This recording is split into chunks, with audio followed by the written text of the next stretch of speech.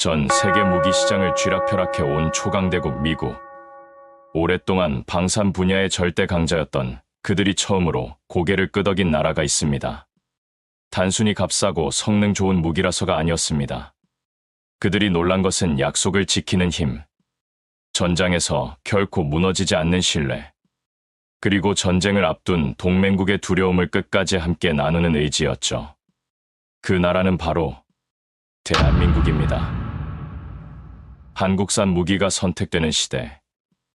이제 무기력한 동맹이 아닌 미래를 함께 설계할 진짜 파트너로 주목받고 있습니다. 그 놀라운 현장 속으로 들어가 보시죠. 유럽의 심장부에서 날아온 충격적인 이야기, 지금 시작합니다. 그리고 지금 어디에서 시청하고 계신지 댓글로 남겨주세요. 여러분의 이야기도 듣고 싶습니다. 그 전에 잠깐 1초 만에 누를 수 있는 좋아요 버튼을 꾹 눌러주시면 영상 제작에 큰 힘이 됩니다. 그럼 바로 사연 시작하겠습니다. 안녕하세요. 스웨덴 국방부의 국방정책 컨설턴트 에릭 요한손이라고 합니다. 저는 지난 20년간 스웨덴 왕립공과대학에서 기계공학을 전공하고 이후 스웨덴 국방부에서 유럽 안보 전략과 방위 산업 기술 동향을 분석하는 국방정책 컨설턴트로 일해왔습니다. 주된 임무는 제 조국 스웨덴이 급변하는 세계 정세 속에서 가장 현명하고 효율적인 방법으로 국가의 안위를 지킬 수 있도록 정확한 정보를 제공하며 최적의 파트너를 식별하는 것이었어요.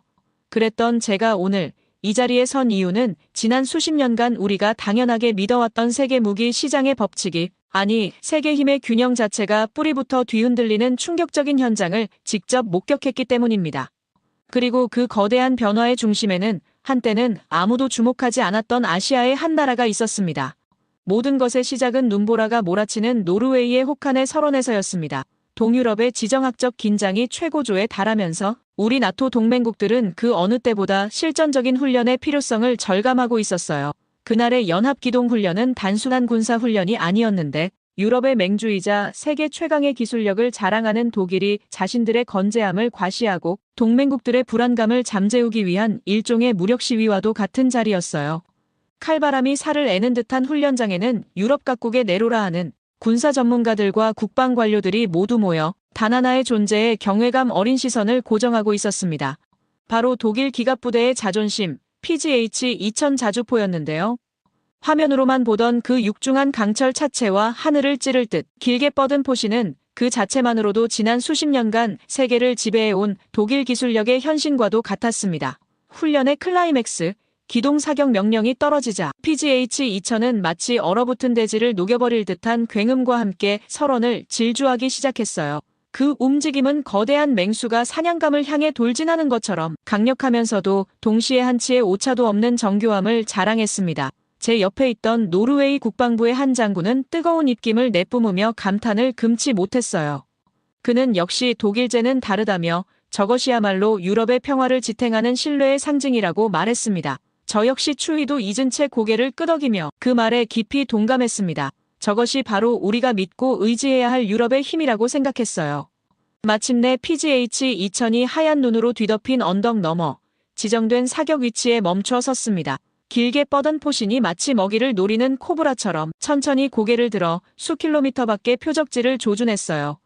훈련장 전체에 숨막히는 정적이 흘렀고 통제실에서 울려 퍼지는 카운트다운 소리만이 모두의 심장을 조여왔습니다. 마침내 발사 명령이 떨어졌는데 바로 그때였습니다. 모두가 기대했던 천지를 뒤흔드는 포성이 아니라 드르륵 끽 하는 마치 낡은 기계가 비명을 지르는 듯한 불길한 쇳소리가 스피커를 통해 훈련장 전체에 울려 퍼졌습니다. 경악 그 자체였습니다. 모두의 기대를 한몸에 받던 PGH-2000의 포신이 경고등을 미친 듯이 번쩍이며 발작을 일으키듯 몇 번 꿈틀거리더니 그대로 힘없이 멈춰 서버린 것입니다. 예상치 못한 충격적인 상황에 훈련장은 순식간에 아수라장이 되었고 믿을 수 없다는 탄식과 술렁임이 사방에서 터져나왔습니다.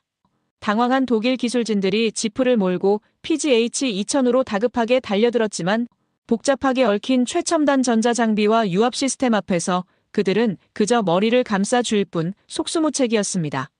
얼굴이 시뻘겋게 달아오른 독일 측 지휘관, 클라우스 대령이 헛기침을 하며 마이크를 잡았습니다. 그의 목소리에는 당황스러움과 함께 그것을 애써 감추려는 오만함이 뒤섞여 있었어요. 그는 노르웨이의 혹독한 날씨 탓이라며 자신들의 정교한 장비가 이런 극한의 환경에 잠시 오류를 일으킨 것일 뿐, 이 정도 기술적 문제는 금방 해결될 것이라고 장담했습니다. 하지만 그의 변명이 채 끝나기도 전이었습니다. 훈련장 반대편에서 이전까지는 그 누구의 시선도 머물지 않았던, 마치 배경의 일부처럼 존재하던 곳에서부터 앞선 PGH-2000의 굉음과는 차원이 다른, 심장을 철렁 내려앉게 만드는 육중한 포성이 터져나왔습니다. 모두의 시선이 반사적으로 소리가 들려온 곳으로 향했는데, 그곳에는 우리에게는 생소한 위장 무늬의 자주포 한 대가 마치 아무 일도 없었다는 듯 묵묵히 서 있었습니다. 조금 전까지 클라우스 대령이 아시아에서 온 값싼 장난감이라며 코웃음 쳤던 바로 그 무기.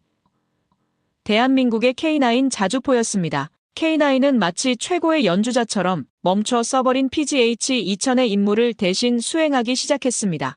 첫 발이 발사되고 포물선을 그리며 날아간 포탄은 잠시 후 수킬로미터 밖의 표적지 중앙에 정확히 명중하며 거대한 눈기둥을 일으켰습니다. 훈련장에 다시 한번 정적이 흘렀습니다. 우연일 것이라는 의문이 담긴 침묵이었어요. 하지만 그 침묵은 오래가지 않았는데 곧이어 두 번째, 세 번째 포탄이 쉴 새 없이 불을 뿜었고 마치 유도탄처럼 날아간 포탄들은 표적지 주변을 남김없이 초토화시켰습니다. 그 압도적인 화력 시범 앞에서 우리 모두는 할 말을 잃었습니다. 그것은 단순한 화력이 아니었어요. 극한의 환경 속에서도 한치의 오차도 허용하지 않는 완벽한 신뢰성이었습니다. 클라우스 대령의 얼굴은 더 이상 붉은 빛이 아니었습니다. 마치 눈밭처럼 새하얗게 질려 있었습니다. 수십 년간 이어져 온 독일 기술의 신화, 그 견고했던 전설이 무너지는 소리, 그리고 그 폐허 속에서 이름 없는 강철의 거인이 포효하는 소리가 매서운 칼바람과 함께 노르웨이의 설원을 가득 메우고 있었습니다. 그 순간 저는 직감했어요. 제가 지금 목격하고 있는 것은 단순한 무기, 하나의 성능 테스트가 아니라 거대한 시대의 흐름이 바뀌는 역사의 변곡점이라는 것을 말입니다. 훈련이 끝난 뒤에 어수선한 막사안, 저는 충격적인 여운이 채 가시지 않은 채 클라우스 대령에게 다가갔습니다. 그는 애써 태어난 척 위스키 잔을 기울이고 있었지만 쉴 새 없이 떨리는 손끝까지 감추지는 못했어요. 저는 방금 전 K9 자주포가 보여준 놀라운 성능에 대해 물었습니다.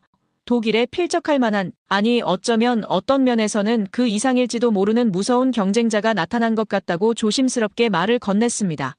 클라우스 대령은 제 말을 듣고는 마치 모욕이라도 당했다는 듯이 피식 웃음을 터뜨렸고, 그는 그저 운이 좋았을 뿐이라면서 근본도 없는 무기가 감히 신성한 독일의 기술력에 비견될 수 있냐며 K9의 가치를 애써 깎아내렸어요. 그의 목소리에는 불안감을 감추기 위한 오만함이 가득했습니다. 그는 한 걸음 더 나아가 마치 저를 가르치기라도 하듯 말하면서 질 낮은 물량 공세로 시장의 질서를 흐리는 중국보다는 자신들이 낫지 않겠냐고 반문했어요. 진짜 명품은 시간이 걸리는 법이라면서 말이죠. 그 아시아의 장난감은 그저 값싼 노동력으로 조립한 중국제의 다른 버전일 뿐이라고 폄하했습니다. 그의 근거 없는 오만함은 오히려 제 의구심과 호기심에 불을 지폈고, 다시 스웨덴으로 돌아오자마자 제 사무실에 틀어박혀 지난 수십 년간 축적된 유럽과 아시아의 방위, 산업 관련 데이터와 1급 기밀 보고서들을 모두 검토하기 시작했어요. 그리고 클라우스 대령의 말이 얼마나 공허하고 시대착오적인 자존심이었는지를 깨닫는 데에는 오랜 시간이 걸리지 않았습니다. 충격 그 자체였는데 화면에 떠오르는 데이터와 그래프들은 믿기 힘든 진실들을 제 눈앞에 적나라하게 펼쳐 보였습니다. 한때는 세계 최강을 자랑했던 독일, 그들은 냉전이 끝난 뒤 찾아온 달콤한 평화에 완전히 취해 있었습니다. 그들은 더 이상 전쟁은 없을 것이라 낙관하며 국방 예산을 대폭 줄였고, 심지어 세계 최고라고 자부하던 무기들의 생산 라인마저 스스로 닫아버리는 치명적인 실수를 저질렀습니다. 세계 최고라는 명성은 영원할 것이라고 믿었던 것입니다. 그 결과 그들은 더 이상 대규모의 무기를 신속하게 생산할 수 있는 능력을 완벽하게 상실해버렸고, 폴란드조차 혀를 내두를 정도로 기약 없는 납기. 이 약속은 그들의 현재를 증명하는 부끄러운 성적표였어요. 심지어 2018년 헝가리가 야심차게 주문했던 최신형 레오파르트 전차는 5년이 넘도록 단 한 대도 인도되지 못했다는 기밀 보고서는 그들의 몰락을 상징하는 듯 했습니다. 클라우스가 K9과 동급으로 취급하며 모욕했던 중국의 상황은 더욱 심각하고 기만적이었습니다. 그들은 엄청난 양의 무기를 쏟아냈지만 그 속에는 가장 중요한 핵심 기술, 즉 영혼이 빠져 있었습니다. 겉모습만 그럴듯하게 베낀 속이 텅 빈 껍데기에 불과했던 것입니다. 최근 중동의 한 부국에 야심차게 수출했던 그들의 최신의 장비에서 심각한 결함이 연이어 발견되었고 구매자들의 분노와 불만이 폭주하고 있다는 첩보가 제 눈에 들어왔습니다. 포탄이 포신 안에서 폭발하는가 하면 레이더는 아군의 비행기조차 식별하지 못하는 코미디 같은 일이 벌어지고 있었어요. 심지어 나토의 정교한 시스템과는 호환조차 되지 않아 사실상 전시 상황에서는 동맹군과 함께 운용하는 것이 불가능한 고철 덩어리라는 혹평까지 받고 있었습니다. 교만한 사자는 스스로 이빨을 뽑아버렸고 의심스러운 용은 껍데기만 요란한 종이 호랑이에 불과했습니다. 제 머릿속에는 두 강대국의 초라하고 부끄러운 민낯이 선명하게 그려졌어요. 그렇다면 도대체 그날 노르웨이의 설원에서 모두를 경악시켰던 K9 자주포의 정체는 무엇이었을까요? 그 속에 숨겨진 비밀은 무엇이었을까요? 저는 이 풀리지 않는 의문을 파헤치기 위해 시선을 지구 반대편 격동의 역사를 품은 땅 한반도로 돌렸습니다. 제 모니터에는 대한민국의 현대사가 마치 한 편의 대서사시처럼 장엄하게 펼쳐졌습니다. 모든 것의 시작은 빛 한 점 없는 절망과 전쟁의 폐허, 그 자체였어요. 저는 불과 반세기 전 소총 한 자루를 스스로 만들지 못해 머나먼 이국의 군대가 남기고 간 낡은 무기를 주워 다 자신들의 수도를 지켜야 했던 그들의 처절한 기록을 보았습니다. 휴전, 그것은 결코 평화가 아니었습니다. 그저 잠시 멈춘 전쟁, 언제 다시 불붙을지 모르는 불안한 불씨에 불과했어요. 밤에는 북녘의 불빛을 보며 잠들고 낮에는 언제 터질지 모르는 포성을 들으며 살아야 하는 나라.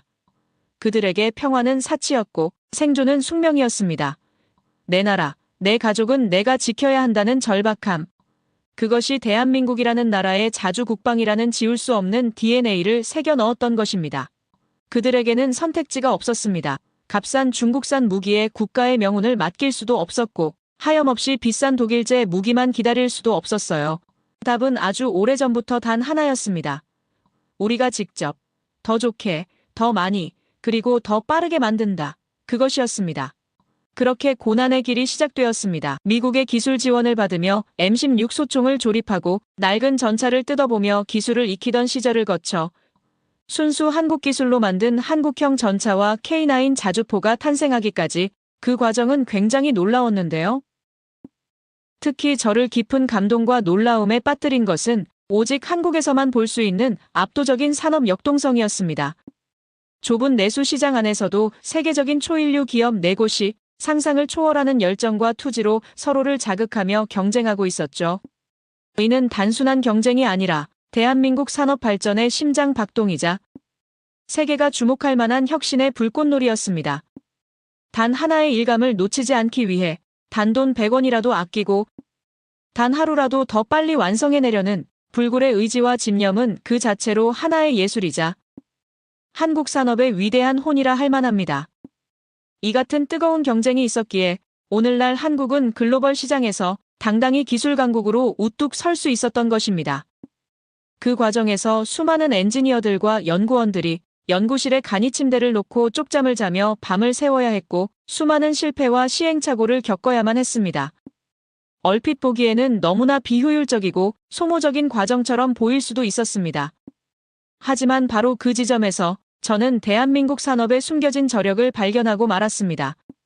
살아남기 위한 그 처절하고 치열한 분투는 놀랍게도 세계 최고 수준의 품질과 그 누구도 넘볼 수 없는 가격 경쟁력 그리고 상식을 초월한 생산 속도를 가능하게 만든 K근성의 정수였던 것입니다. 이렇듯 비상식적인 몰입과 투혼이 있었기에 오늘의 한국은 단순한 제조 강국을 넘어 글로벌 기술 패권의 중심으로 도약할 수 있었던 것입니다. K9 자주포는 그렇게 탄생했어요. 평화에 취해 스스로 무기고의 문을 닫아버린 독일과는 태생부터가 달랐습니다. 핵심 기술 없이 껍데기만 벗기기에 급급했던 중국과도 비교할 수 없었어요. 생존을 위해 그들은 단 한순간도 발톱 가는 것을 멈추지 않았던 굶주리고 상처 입은 호랑이였습니다. 그리고 마침내 세상이 그 호랑이의 압도적인 힘을 필요로 하는 순간이 찾아왔습니다. 동유럽의 지정학적 긴장은 하루가 다르게 최고조로 치닫고 있었습니다. 국경지대에서는 크고 작은 분쟁이 끊이지 않았고 일촉즉발의 위기감이 대륙 전체를 감싸고 있었어요. 특히 폴란드는 국가 안보에 직접적인 위협을 느끼며 그야말로 발등에 불이 떨어진 상황이었습니다. 국가의 명운을 걸고 낡은 군사력을 시급히 현대화해야만 했습니다. 폴란드 국방부의 지하 벙커, 그곳에 숨막히는 회의실에서 국가의 미래를 결정할 격론이 벌어졌습니다. 폴란드는 전통적인 우방이자 유럽의 맹주인 독일에 가장 먼저 도움을 요청했어요. 하지만 돌아온 답변은 실망과 절망 그 자체였습니다. 그들은 지금 주문해도 빨라야 5년 뒤에나 일부 물량을 받을 수 있다는 오만한 답변만 늘어놓았어요. 당장 내일의 안위조차 보장할 수 없는 폴란드에게 5년이라는 시간은 영원과도 같았습니다. 다급해진 회의실에서는 다른 대안이 거론되기 시작했습니다. 한 장성은 중국산 무기는 당장이라도 대량으로 구매할 수 있고 가격도 독일제의 절반 수준이라며 강력하게 주장했습니다. 그의 말에 회의장은 잠시 술렁였어요.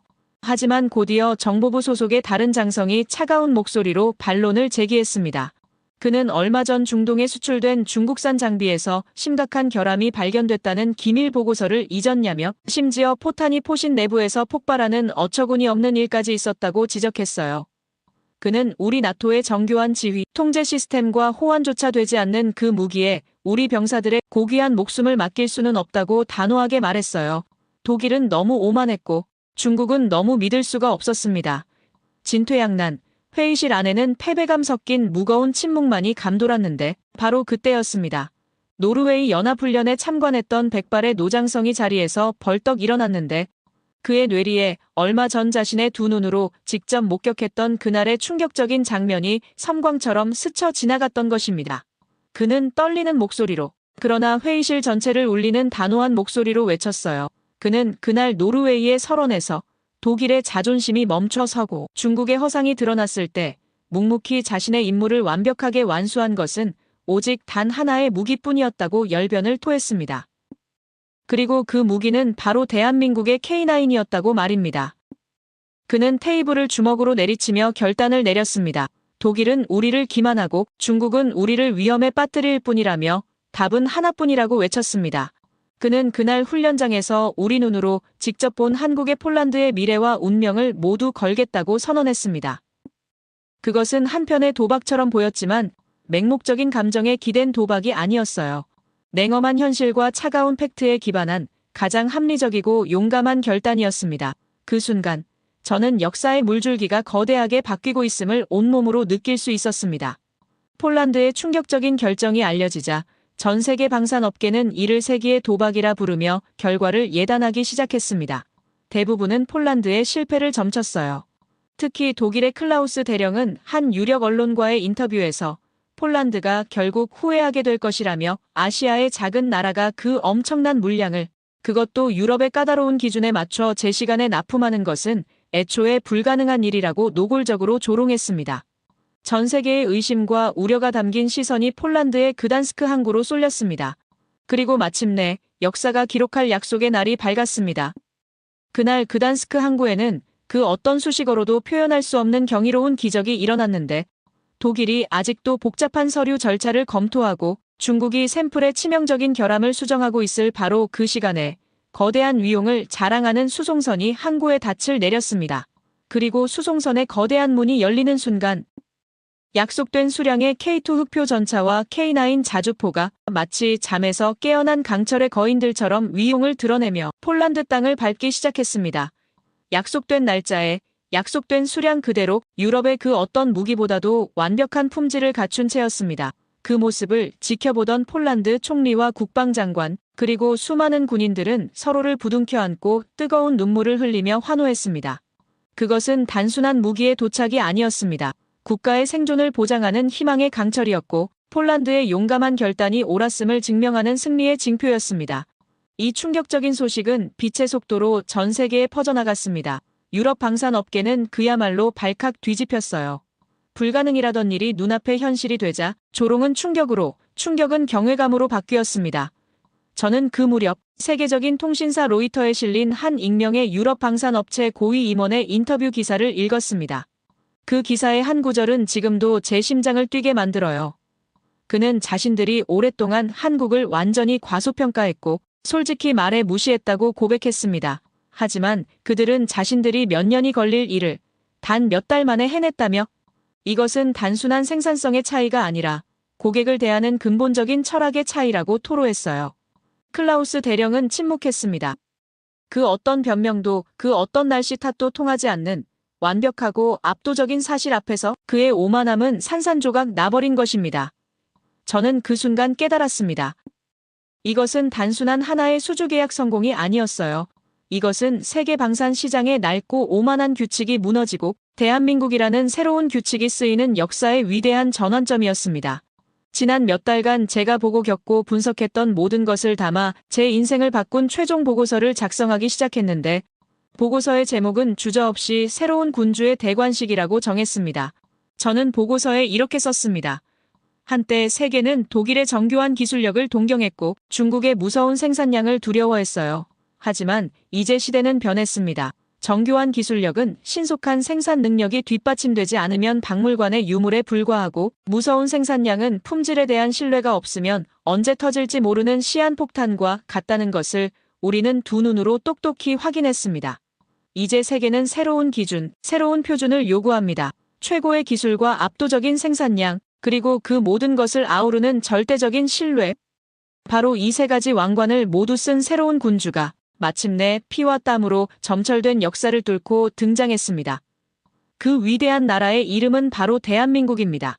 대한민국이 폴란드에 보여준 것은 단순히 우수한 무기체계를 공급하는 기술적 능력이 아니었으며 그보다 더 본질적인 것은 어떤 돌발 상황과 변수 속에서도 고객과의 약속을 끝까지 지켜내는 굳건한 책임감을 실천해냈다는 점이었고 이는 단순한 상거래적 거래 관계를 넘어 국가의 안보와 그 미래까지 함께 고민하며 책임지는 진정한 파트너십이라는 새로운 패러다임을 제시한 사례로 받아들여졌어요. 특히 계약 체결 이후의 엄청난 물량과 짧은 납기 속에서 대한민국은 어떠한 변명도 없이 약속된 시간 내에 무기를 인도하고 지속적인 기술 이전과 유지보수, 현지 훈련 등 전반적인 후속 지원까지 성실히 이행했으며 이는 단순히 물건을 파는 수준의 행위를 넘어서 공동 운명체로서의 자세를 실질적으로 보여준 것이었습니다. 그 과정 속에서 보여진 대한민국의 유연성과 추진력은 많은 국가들에게 깊은 인상을 남겼어요. 이런 모습을 통해 대한민국은 단순한 무기 수출국이 아니라 안보 파트너로서의 자격과 신뢰를 갖춘 국가로 다시 자리매김하게 되었으며 이것이 바로 대한민국 방산이 세계 시장에서 단순한 기술력만이 아닌 신뢰와 약속의 가치를 중심으로 평가받게 된 결정적인 이유였다고 할 수 있습니다. 이러한 맥락 속에서 저는 보고서의 마지막에 이렇게 결론을 내렸어요. 이제 우리가 던져야 할 질문은 더 이상 누구의 무기가 가장 강한가가 아니라고 보았습니다. 우리가 진정으로 고민해야 할 질문은 누가 우리의 미래를 끝까지 함께 책임져 줄 수 있는 파트너인가로 바뀌어야 한다고 판단했으며 이 질문에 대해 오늘날 가장 확실하고 일관된 해답을 제공할 수 있는 국가는 단 하나 바로 대한민국이라는 사실을 강조하게 되었어요.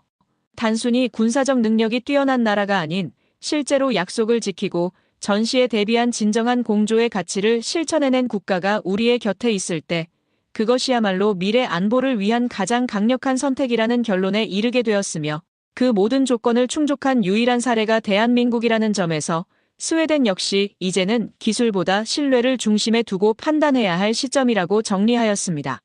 제 이야기를 끝까지 들어주셔서 감사합니다. 모두 안녕히 계세요. 오늘의 사연 어떻게 들으셨나요? 가끔은 한 사람의 선택과 태도가 이렇게까지 깊은 울림을 줄 수 있다는 게 참 놀랍기도 해요. 누군가는 그저 지나칠 수도 있었던 상황이지만 그 안에 담긴 생각과 진심, 그리고 책임감은 오랫동안 기억에 남을 이야기로 남았죠. 결국 우리가 살아가는 세상은 기술이나 결과보다 어떻게 함께하느냐, 어떤 마음으로 움직이느냐가 더 중요할 때가 많다는 걸 다시 한번 느끼게 됩니다. 정해진 답은 없지만 오늘의 이야기를 통해 우리 각자에게 필요한 질문 하나쯤은 마음속에 떠올랐을지도 모르겠어요. 어쩌면 그 물음에 대한 해답은 지금 이 순간에도 조금씩 만들어지고 있는 게 아닐까요? 여러분의 생각을 아래 댓글에 남겨주세요. 곧이어 다음 영상으로 이어집니다. 충격적인 일이 벌어졌습니다. 미국의 질서가 완전히 뒤바뀐 대반전이 일어났기 때문인데 미국 스탠퍼드 교수가 오랫동안 연구하며 밝혀낸 한국의 진짜 모습에 전 세계가 발칵 뒤집혔다는데요.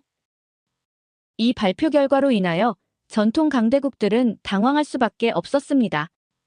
작은 나라였던 한국이 글로벌 최강자로 부상하면서 전 세계 청년들의 한국에 빠져든 결정적인 놀라운 비밀이 무엇인지 사연을 통하여 함께 알아가 보도록 하겠습니다.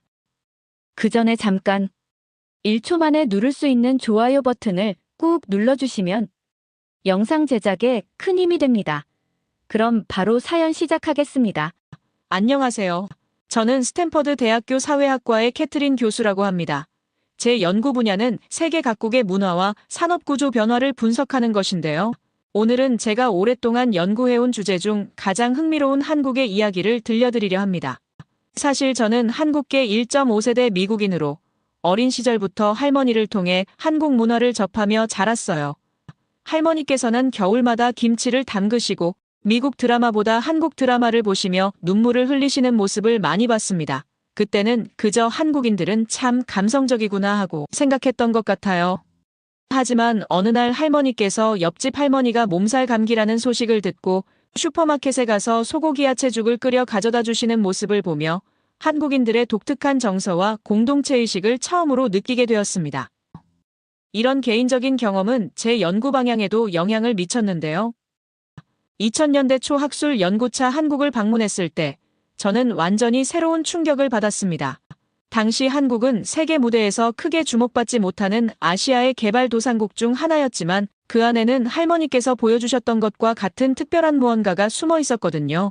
20여 년이 지난 지금, 요즘 미국 젊은이들은 한국 문화에 푹 빠져 있고 제 자녀들 역시도 예외는 아니었습니다. 특히 아들은 K-팝을 즐겨 듣고 딸은 한국 화장품만 고집하는데 이런 모습에서 어떻게 한국 문화가 미국에 깊숙이 스며들었는지 궁금해졌습니다. 저는 이 놀라운 변화의 실체를 파헤치면서 충격적인 사실들을 발견하게 되었어요. 제가 주목한 첫 번째 측면은 한국 대중문화의 폭발적인 성장인데 BTS와 블랙핑크로 대표되는 K-팝 아티스트들은 단순한 가수 개념을 떠나서 전 세계 청년들의 롤모델이자 영감의 원천이 되었습니다. 이들은 음악적 성취를 넘어 긍정적 메시지와 세련된 퍼포먼스로 글로벌 문화계의 새로운 기준을 제시했어요. 더욱 놀라운 것은 이러한 문화적 영향력이 실제 선호도 변화로 이어지고 있다는 점인데 북미 지역의 데이팅 앱 통계를 분석한 결과 한국인들이 백인 다음으로 가장 선호되는 대상으로 부상했다는 사실을 확인했습니다. 이는 문화적 소프트 파워가 실제 사회적 인식 변화로 이어진 주목할 만한 사례예요. 한국은 단순히 경제 성장을 넘어 매력적인 자원과 지식 자본이라는 두 가지 자원을 전략적으로 결합하여 세계를 이끌고 있습니다. 매력적인 자원은 외모나 이미지가 아닌 인간적이고 문화적인 매력을 포함하고 지식 자본은 창의성과 혁신을 통해 만들어낸 모든 성과를 아우릅니다. 여러분들과 함께 한국이라는 나라가 이 두 자원을 어떻게 발전시켜 세계적인 리더로 도약했는지에 대해 이야기하고자 합니다. 한국의 영향력은 엔터테인먼트 산업을 넘어 화장품, 패션, 식문화 등 다양한 분야로 확장되고 있는데 제가 연구를 통해 밝혀낸 또 다른 중요한 발견은 한국의 성공이 결코 우연이 아니라는 점이에요. 한국은 전통 문화의 정체성을 유지하면서도 현대적 감각을 더해 세계인들이 공감할 수 있는 새로운 문화 콘텐츠를 창조해냈습니다. 할머니께서 들려주시던 과거 한국의 모습과 현재의 한국을 비교하면서 저는 한 나라가 이토록 짧은 시간 안에 이룩한 변화의 깊이와 넓이에 학자로서 경이로움을 느낍니다. 이제부터 제가 연구를 통해 파헤친 한국의 성공 비결과 그 속에 숨겨진 다양한 요인들을 하나씩 상세히 살펴보도록 하겠습니다. 한국의 매력 자본은 단순한 외적 매력을 넘어선 문화적 영향력을 의미하는데 한국은 이를 가장 성공적으로 활용한 나라 중 하나입니다. 저는 한국 문화의 실체를 낱낱이 파헤치며 그 속에 숨겨진 진정한 성공 요인을 발견했습니다. 가장 주목할 만한 측면은 한국 콘텐츠의 폭발적인 글로벌 성공인데 오징어 게임은 넷플릭스 역사상 최고의 시청률을 기록했으면 킹덤은 좀비라는 서구적 소재를 조선시대라는 독특한 배경과 결합해 전혀 다른 양상의 스토리텔링을 보여줬어요. 넷플릭스 글로벌 차트를 석권하며 한국적 정서와 보편적 가치를 세련되게 융합했습니다. 그리고 이태원 클라스와 같은 드라마는 한국의 청년 문화와 사회 구조를 세계에 알리는 계기가 되었어요. 한류 콘텐츠의 성공은 여기서 그치지 않았는데 웹툰이라는 새로운 문화 콘텐츠 형식을 개척했고 한강 작가의 노벨 문학상 수상은 한국 문학의 위상을 한층 높였으며 한국 문학이 지닌 깊이 있는 서사와 예술성이 세계적으로 인정받고 있다는 증거라고 생각합니다. 이러한 성과들은 한국 문화가 지닌 독창성과 보편성이 조화롭게 어우러진 결과라고 볼 수 있어요. 전통과 현대의 융합도 한국 문화의 큰 강점인데 한복은 이제 단순한 전통 의상이 아닌 현대 패션의 영감으로 자리 잡았어요. 수많은 세계적인 패션 디자이너들이 앞다투어 한복의 미학을 현대적으로 재해석하면서 새로운 디자인을 선보이고 있습니다. 이러한 현상에 중국은 한복의 우수성을 부러워한 나머지 자국의 것이라 주장하는 웃지 못할 상황까지 벌어지고 있어요. K푸드의 세계화 역시 주목할 만한 성과를 보여주고 있는데요. 김치는 이제 세계적인 슈퍼푸드로 인정받고 있으며 미슐랭 스타 레스토랑의 한국인 셰프들은 한식의 무한한 가능성을 보여주고 있고 미국뿐만 아니라 세계 곳곳에 한식당이 늘어나고 있어요. 넷플릭스 흑백 요리사로 더욱더 세계적으로 알려진 백종원의 요리 콘텐츠는 언어의 장벽을 넘어 전 세계인의 사랑을 받고 있고 한식을 현대적으로 재해석하는 셰프들의 활약도 눈부십니다. 그리고 한국의 대표적인 스포츠 태권도는 이미 세계적인 스포츠로 자리 잡았으며 한국의 전통 음악은 K-팝과 혁신적으로 융합되어 새로운 장르를 만들어내고 있습니다. BTS의 아리랑과 태권도 공연이 세계인의 이목을 집중시킨 것처럼 전통과 현대의 조화는 한국만의 독특한 매력을 창출하고 있어요. 이처럼 음악 분야에서도 혁신적인 변화가 일어나고 있습니다. 국악기를 현대 음악에 접목시키거나 판소리의 서사적 요소를 힙합에 녹여내는 등 전통과 현대의 경계를 허무는 시도가 이어지고 있죠. 이러한 실험 정신은 K-팝이 세계 음악 시장의 새로운 패러다임을 제시하는 원동력이 되었습니다. 한국인들의 라이프 스타일 자체도 세계인의 관심을 끌고 있는데요. 치열한 경쟁 속에서도 워라밸을 중시하고 공동체 문화를 지키면서도 개인의 개성을 존중하는 모습은 현대인들에게 새로운 삶의 방식을 제시합니다. 이처럼 한국의 매력 자본은 단순한 문화상품의 수출을 넘어서 세계인들에게 새로운 가치와 라이프 스타일을 제안하고 있는데 성실성과 창의성, 전통과 혁신, 개인과 공동체의 조화는 한국 문화의 독특한 매력을 형성하는 핵심 요소가 되었어요. 전통의 가치를 지키면서도 끊임없이 혁신을 추구하는 한국인들의 이중적 특성이 세계인들에게 신선한 매력으로 다가가고 있는데 이러한 독특한 조화야말로 한국 문화가 지닌 가장 큰 경쟁력이며 앞으로도 계속해서 진화할 한국의 매력 자본이 세계인들에게 어떤 새로운 영감을 선사할지 기대되는 바입니다. 이러한 매력 자본에 더해서 한국이 보유한 또 다른 핵심 동력은 바로 지식 기반의 밑거름인데요. 세계가 믿기 힘든 현실이지만 한국은 이제 아시아의 중심을 넘어 글로벌 혁신을 주도하는 나라로 자리 잡고 있어요. 가장 놀라운 사실은 한국인들의 평균 IQ가 105를 웃도는 수준이라는 점입니다. 제가 한국의 교육 현장을 직접 연구하며 발견한 충격적인 사실은 한국의 교육 방식이 단순한 암기가 아닌 문제 해결 능력과 창의력을 키우는 혁신적인 교육 시스템을 갖추고 있다는 것이었어요. 제가 수년간 동아시아 교육 시스템을 비교 분석한 결과 한국의 교육 시스템은 일본의 획일화된 주입식 교육이나 중국의 기계적 반복 학습과는 전혀 다른 양상을 보이고 있었습니다. 한국의 교육은 학생들의 자기주도적 학습과 창의적 사고를 촉진하는 방향으로 진화하고 있었죠. 이는 제가 연구한 세계 각국의 교육 시스템 중에서도 가장 진보적인 모델이라고 평가할 수 있습니다. 이러한 교육의 결실은 세계 곳곳에서 빛을 발하고 있는데 하버드, 스탠퍼드와 같은 글로벌 명문 대학에서 한국 학생들은 최상위권 성적을 거두며 교수들의 극찬을 받고 있습니다. 수학 올림피아드, 과학 경시대회 등 세계 각종 국제대회에서도 한국은 놀라운 성과를 이어가고 있죠. 제 동료 교수들은 한국 학생들의 뛰어난 분석력과 문제 해결 능력에 놀라움을 금치 못하고 있습니다. 기업 측면에서도 한국의 지적 자본은 세계를 놀라게 하는 혁신적 성과를 보여주고 있는데요. 삼성전자는 세계적인 테크 기업들과 어깨를 나란히 하며 글로벌 시장을 선도하고 있고 현대자동차는 전기차 시장에서 혁신을 주도하는 기업으로 자리매김했습니다. 이러한 성공에 중국 기업들은 한국의 기술력을 부러워하며 벤치마킹을 시도하고 있죠.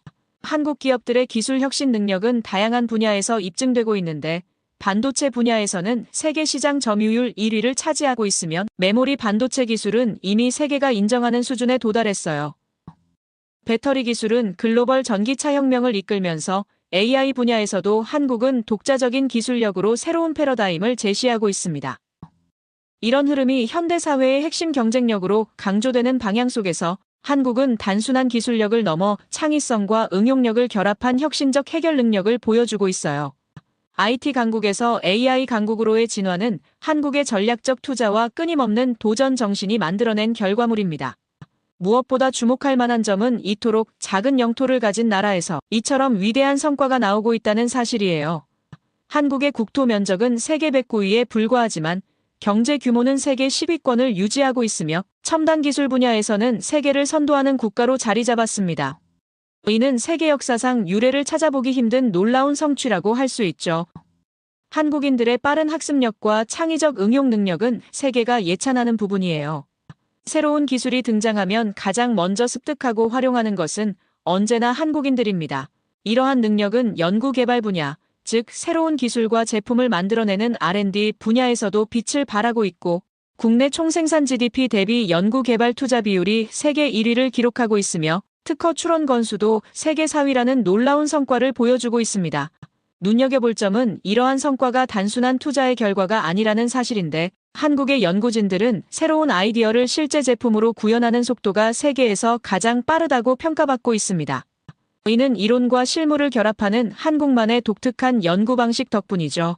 더욱 주목할 만한 점은 이러한 지적 자본이 단순한 모방이 아닌 혁신을 통해 이루어졌다는 사실인데요.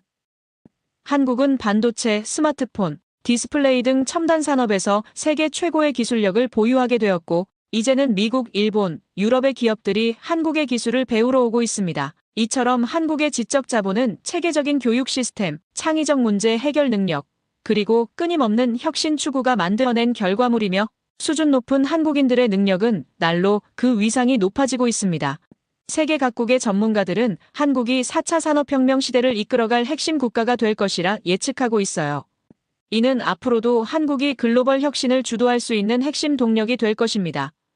가장 눈여겨봐야 할 점은 한국이 세계에서 유일하게 문맹률 1% 미만을 달성한 나라로서 전 세계 언론이 경악할 만한 교육혁명을 이뤄냈다는 사실인데 해방 직후 98%라는 충격적인 문맹률에서 시작했지만 오직 한 세대 만에 달성한 이 놀라운 성과 속에는 숨겨진 비밀이 있었습니다. 1950년대부터 시작된 체계적인 문맹 퇴치 운동은 한국 사회를 뒤흔드는 목표가 되었고 전국 방방곡곡에서 난리가 난 듯 한글 교육 열기가 타올랐으며 도시와 농촌을 가리지 않으면서 할머니부터 청년까지 모든 국민이 한글을 배우기 시작했어요. 전쟁의 폐허 속에서도 교육에 대한 결정적인 투자를 멈추지 않았던 것이죠. 세계 언론은 한국의 이런 상황을 주목하기 시작했습니다.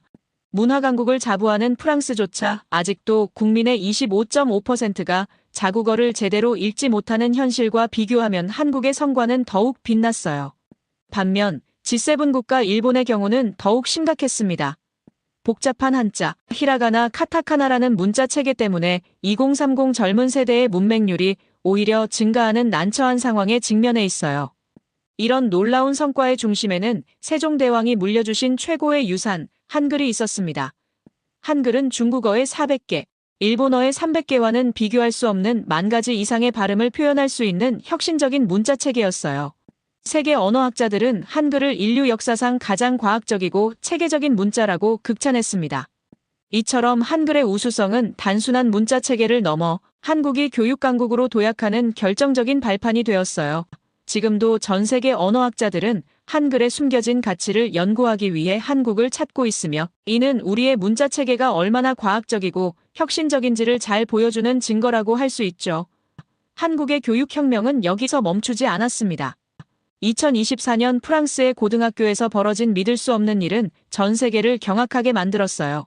프랑스 교육부가 한국어를 정규 과목으로 채택한 것인데 이는 단순한 언어 교육의 차원을 넘어선 충격적인 결정이었습니다.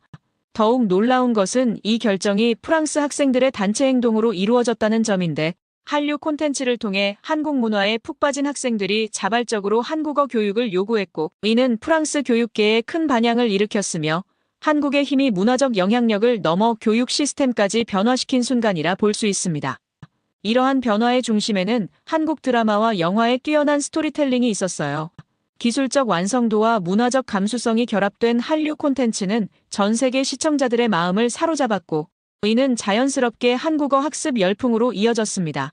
세계의 사랑을 받게 된 한국어는 이제 글로벌 언어로서의 위상을 확고히 하고 있는데, 프랑스를 시작으로 여러 유럽 국가들이 한국어 교육 도입을 검토하고 있으며, 이는 한국의 문화적 파급력이 만들어낸 또 하나의 혁신적인 성과라고 할 수 있습니다. 더욱 주목할 만한 것은 한국의 교육 혁신이 미래를 향해 끊임없이 진화하고 있다는 점입니다. 코딩 교육과 AI 교육은 이제 초등학교부터 필수 과목이 되었고, 이러한 혁신적인 교육 시스템은 세계 각국의 벤치마킹 대상이 되고 있어요. 교육의 질적 측면에서도 한국은 세계를 놀라게 하고 있는데, OECD 국가 중 최고 수준의 대학 진학률을 자랑하며 전 국민의 디지털 문해력은 세계 최고 수준에 도달했어요. 어르신들부터 초등학생까지 스마트 기기를 자유자재로 다루는 모습은 이제 한국의 일상이 되었죠. 전쟁의 폐허 속에서도 자식 교육을 위해 천막 학교를 세우고 보리 고개를 넘으면서도 자식 학비만큼은 꼭 챙기던 부모님들의 헌신이 있었기에 가능했던 일입니다. 우골탑이라는 말이 상징하듯 소 한 마리를 팔아서라도 자녀 교육을 결정했던 한국인의 교육열은 세계가 경탄하는 부분이에요. 이처럼 한국의 교육혁명은 단순한 문맹률 감소를 넘어 세계가 주목하는 새로운 교육 모델을 만들어냈으며, 평생 교육과 재교육을 통한 지속적 성장은 이제 한국 교육의 새로운 목표가 되었고, 이는 글로벌 교육 혁신의 표준이 되어가고 있어요. 세종대왕이 뿌린 한글이라는 씨앗은 이제 21세기 교육혁명의 거대한 나무로 성장했습니다. 문맹률 98%의 나라에서 세계 최고의 교육 강국으로 도약한 한국의 이야기는 앞으로도 계속해서 새로운 역사를 써내려갈 것입니다. 교육혁명을 이룬 한국의 저력은 디지털 혁신과 사회적 협력이라는 새로운 영역에서도 놀라운 진보를 보여주고 있습니다. 한국은 세계에서 유일한 나라로서 전통적 가치와 첨단 기술을 완벽하게 조화시키는 데 성공했어요. 한국의 디지털 인프라는 세계 최고 수준을 자랑합니다. 초고속 인터넷 보급률과 5G 네트워크 구축 속도는 다른 나라들이 감히 따라올 수 없을 정도예요. 이러한 기술적 우위를 바탕으로 한국은 불가능은 없다는 말을 현실로 만들어가고 있습니다. 특히 코로나19 팬데믹이라는 전 세계적 위기에 직면했을 때 한국은 무서운 민족성을 다시 한번 입증했어요. K방역 모델은 첨단 기술과 시민들의 자발적 협력이 만들어낸 독창성 있는 해결책이었습니다. 전자정부 시스템을 활용한 신속한 정보 공유와 투명한 방역 체계는 세계보건기구로부터 극찬을 받았죠. 한국의 디지털 혁신은 시민들의 일상생활까지 확대되고 있어요. 전자정부 서비스부터 디지털 시민참여 플랫폼까지 모든 행정 서비스가 스마트폰 하나로 해결되는 시스템을 구축했습니다. 이러한 편리성과 효율성은 시민들의 적극적인 수용으로 이어졌고, 이는 사회적 자본의 축적으로 발전했어요. 여기에 그치지 않고 스타트업 생태계에서도 한국의 혁신은 계속되고 있는데, 네이버와 카카오 같은 IT 공룡들을 탄생시킨 한국의 창업 환경은 이제 글로벌 유니콘 기업들을 속속 배출하고 있어요. 젊은 창업가들의 도전 정신과 정부의 과감한 지원이 만나 새로운 성공 신화를 써내려가고 있습니다. 빠른 정보 공유와 협력이라는 한국 특유의 문화는 글로벌 시장에서 큰 경쟁력이 되고 있으며, 다른 나라들이 몇 년에 걸쳐 이루는 변화를 한국은 몇 개월 만에 달성하는 경우가 많습니다. 이러한 신속한 실행력은 빨리빨리 문화라고 비판받기도 했지만 오히려 4차 산업혁명 시대의 핵심 경쟁력이 되었죠. 그리고 투명성과 신뢰를 기반으로 한 한국의 사회 시스템은 이제 세계가 배우고자 하는 모범 사례가 되고 있는데, 블록체인 기술을 활용한 투명한 행정, 시민 참여형 정책 결정 과정은 민주주의의 새로운 표준을 제시하고 있어요. 이러한 디지털 혁신과 사회적 협력은 한국만의 독특한 문화와 결합하며 더욱 강력한 시너지를 만들어내고 있으며, 혁신적인 핀테크 기업들이 속속 등장하면서 전통적 금융 시스템이 발칵 뒤집히는 대반전이 일어나고 있습니다. 이는 오랫동안 한국 국민들이 염원하던 금융 혁신의 진실한 모습이었죠. 세계는 한국의 이러한 변화에 당황할 수밖에 없었어요. 영국의 파이낸셜 타임즈부터 미국의 월스트리트 저널까지 주요 언론들은 디지털 강국, 한국의 놀라운 혁신 사례를 앞다투어 보도하고 있습니다.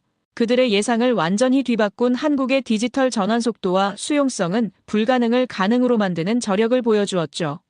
어느새 한국은 세계에서 디지털 혁신의 상위권에 올라섰어요. 그동안 실리콘밸리가 독점해온 디지털 혁신의 주도권이 한국으로 넘어오면서 전 세계 투자자들의 시선도 한국을 향하고 있습니다. 이러한 개혁은 단순한 기술 발전을 넘어 사회 전반의 신뢰도 향상으로 이어지고 있어요. 디지털 기술을 활용한 정보 공개와 시민 참여는 한국 사회의 투명성을 한층 높였고, 이는 국제사회에서 한국의 위상을 더욱 공고히 하는 계기가 되었습니다.